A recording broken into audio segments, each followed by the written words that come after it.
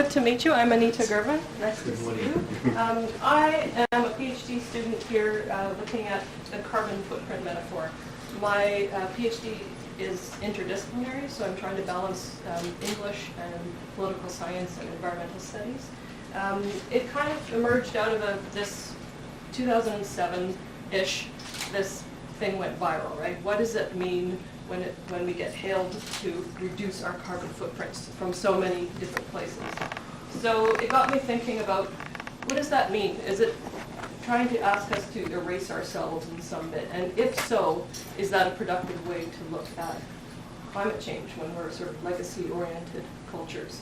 So it got me kind of thinking critically about the carbon footprint metaphor, how it might individualize responses, maybe marketize them, and in what cases it might be looking at citizenship. So this is an image of different countries' carbon footprints. So it's an equivocal look at carbon footprints, looking at the promises and the risks. So I'm not saying it's all bad, nor is it good, but that we need to attend to metaphor.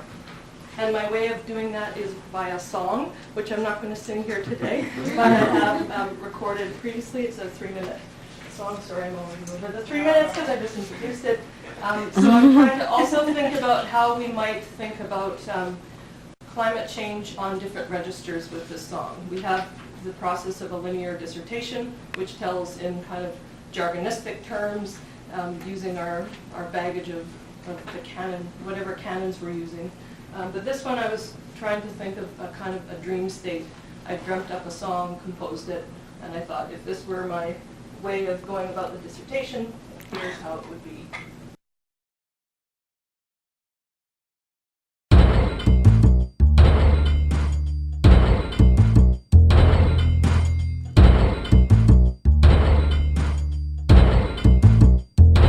Every time night turns into day, I wonder how to feel my way in this world of joy and tears. Will we come together or succumb to fears? I look down to the ground, I look down to the ground, I look down to the ground, and what do I see? I look up to the sky, I look up to the sky, I look up to the sky, and what do I see? Walking with footprints, are they lines in the sand? How do they shape us? What do they demand?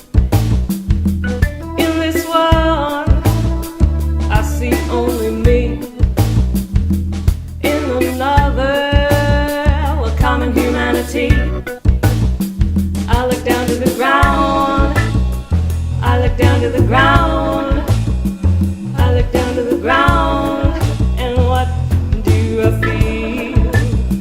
I look up to the sky, I look up to the sky, I look up to the sky, and what do I feel?